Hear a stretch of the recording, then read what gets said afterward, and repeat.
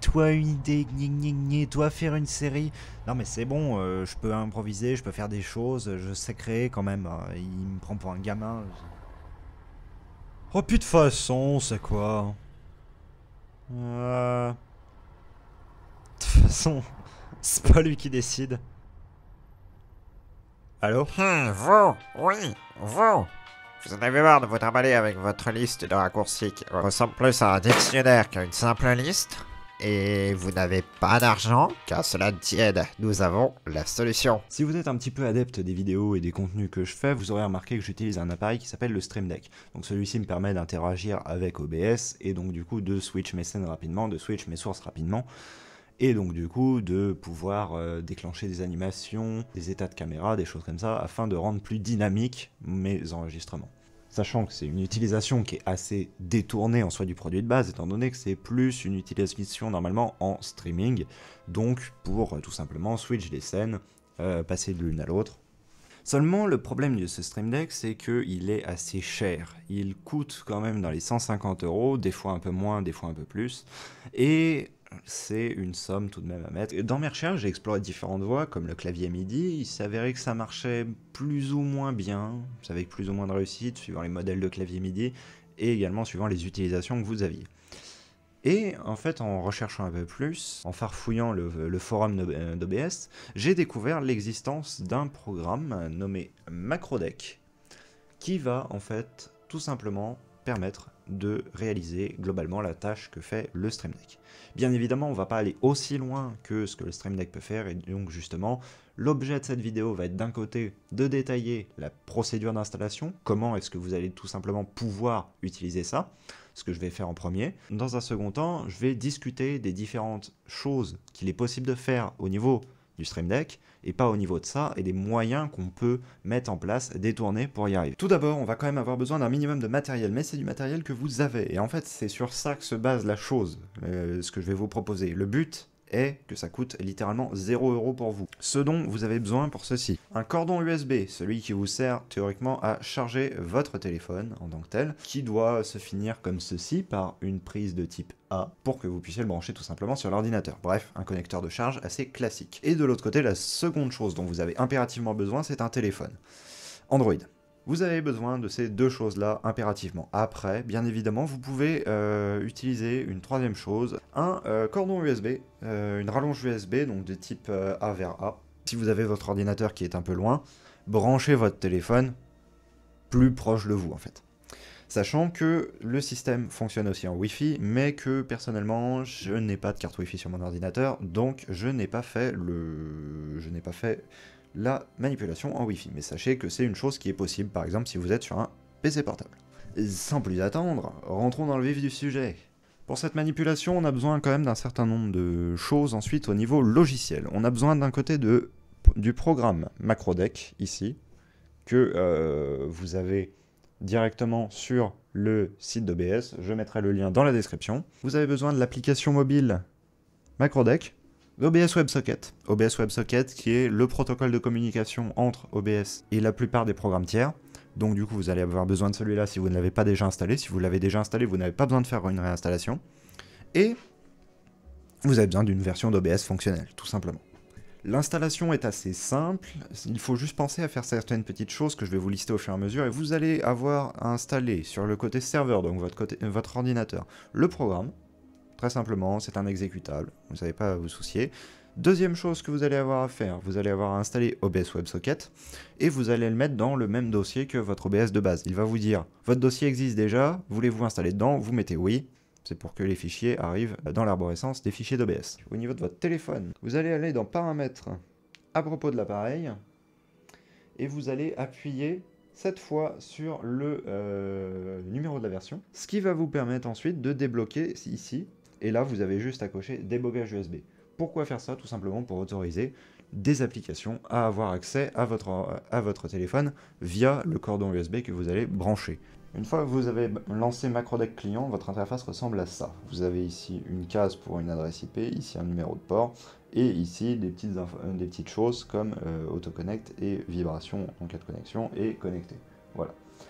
Alors, ça, en fait, vous n'avez pas du tout à vous en occuper parce que là, on va faire la version en USB.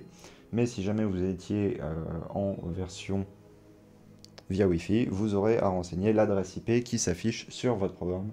Il y a, en tout cas en USB, je ne sais pas en Wi-Fi, un ordre précis à respecter pour mettre les choses. Il faut tout d'abord commencer par lancer son OBS, brancher le téléphone, et ensuite seulement vous lancez le programme en tant que tel, donc le MacroDeck serveur. J'ai mon téléphone avec MacroDeck client. Du coup, moi, ce que j'ai fait, c'est que j'ai pris ce câble-là, donc ma rallonge, je l'ai branché, hop, sur un port USB libre de mon ordinateur. Je branche ça à mon câble USB en tant que tel, et je branche mon câble USB au connecteur de charge du téléphone. Je lance mon OBS, qui s'affiche comme d'habitude avec un message d'erreur normal parce que j'ai fait trop de modifications dedans. Et là, maintenant, ce que je peux faire, c'est tout simplement lancer MacroDeck Server. Il me dit qu'il y a un périphérique qui a été détecté. Donc là, j'ai juste à attendre un petit peu. Voilà. Comme vous pouvez le voir, du coup, j'ai exactement les mêmes raccourcis ici que ceux que j'ai là.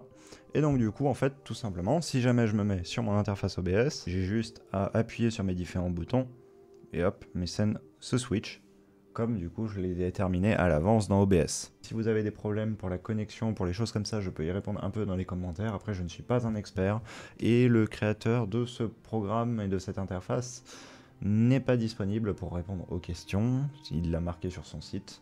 Donc du coup, si jamais vous avez des questions, je ferai de mon mieux pour y répondre, mais je ne vous promets pas d'apporter toutes les réponses à vos questions. Vous avez ici les deux programmes, donc en haut, celui qu'on a dans la solution avec le téléphone, à savoir le MacroDeck, par là.